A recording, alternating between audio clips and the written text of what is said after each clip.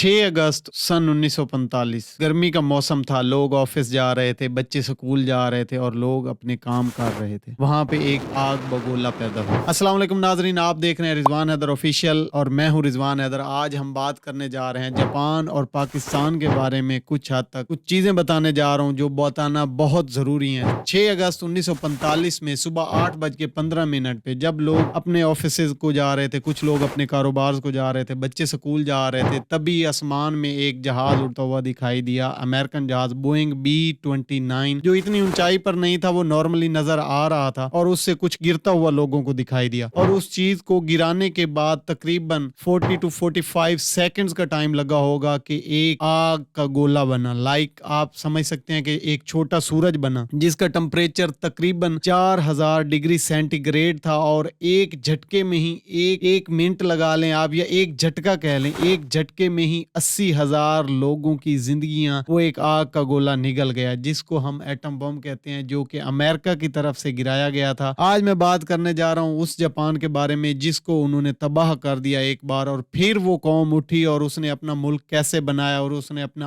आप कैसे बनाया और कैसे तरक्की की। थोड़ी सी चीजें हैं जो मैं आपको बताने जा रहा हूं और फिर आप उनका मुशाहिदा करके मुझे कमेंट्स में जरूर बताइएगा। क्या आप जानते हैं कि जापान में पिछले 30 साल से कोई चोरी नहीं हुई? क्या आप जानते हैं कि जापान में कोई राहजनी नहीं हुई? क्या आप जानते हैं कि वहां पे लड़ाई झगड़े नहीं हैं? क्या आप जानते हैं कि जापान में कोई भूखा नहीं सोता? यहाँ तक कि वहाँ जल्जलों के दौरान जो एक मखसूस कैंप लगाए जाते हैं और वहां पे मखसूस सामान रख दिया जाता है, उस सामान में से कोई भी अपनी जरूरत से ज्यादा सामान नहीं उठाता। जिसको जितनी जरूरत होती है वो उतना ही इस्तेमाल करता है और बाकी वहीं पे छोड़ देता है। ईमानदारी के इंडेक्स में जापान पहले नंबर पर है। सफाई ऐसी के रोड पर आपको अपना मुंह नजर आए। सिगरेट अगर वो पीते हैं तो सिगरेट की राख वाली डिब्बी उनकी जेब में होती है, जो वो रोड पर नहीं फेंकते बल्कि उस डब्बी का इस्तेमाल करते हैं। और ईमानदारी ऐसी कि आप सड़क पर करोड़ रुपया फेंक दें वो नहीं उठाएंगे। और शराफत ऐसी कि आप किसी को धक्का मार दें तो वही बंदा सामने वाला जो है वो आपको हाथ जोड़कर माजरत करता हुआ दिखाई देगा। तरक्की और टेक्नोलॉजी में जापान दुनिया से 10 साल आगे है। वक्त की पाबंदी ऐसे कि 5 मिनट अगर ट्रेन लेट हुई तो पूरी कंपनी ही बंद कर दी गई और उस कंपनी का दी एंड हो गया। प्यार मोहब्बत और इखलास ऐसा कि आप उन लोगों का मुंह तकते रह जाएं, आपकी वो इतनी खिदमत करें। जापानी लोग अगर एक बार किसी के हो गए तो वो ता हयात जब तक वो जिंदा हैं वो उसी के ही रहेंगे। बेईमानी और 2 नंबरी का वहां पर कोई तस्वर ही नहीं कर सकता। दूसरी तरफ जिस मुल्क में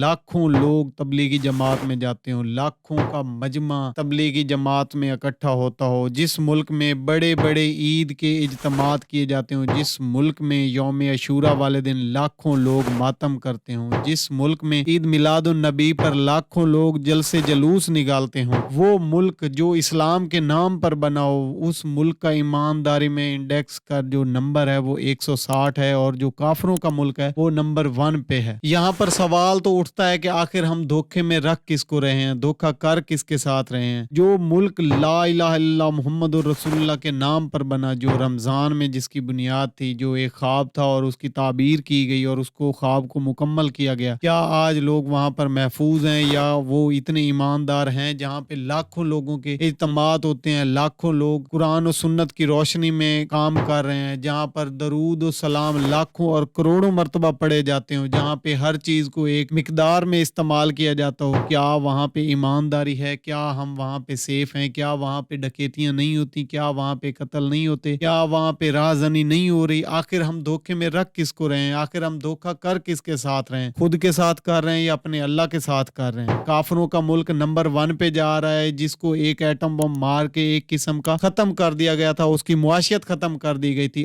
आज वो मुल्क कहाँ पे खड़ा है और हम कहाँ पे खड़े हैं, जो एक आजाद कौम थे, जिन्होंने अपना मुल्क आजाद करवाया था, जिन्होंने सब कुछ जिनके पास मौजूद था। क्या हम इस काबिल हैं, क्या हम इस लायक हैं कि हमारे रोड साफ सुथरे नजर आए, हमारी गलियां साफ सुथरी नजर आए, या हम किसी की इज्जत कर सकें, या हम उसको हौसला दे सकें, या क्या हम इतने हकदार हैं कि हम किसी की मदद कर सकें? आज के लिए इतना ही सोचिएगा जरूर और अपनी कीमती राय कमेंट बॉक्स में जरूर बताइएगा। अपना बहुत ज्यादा ख्याल रखिएगा। अल्लाह निगहबान।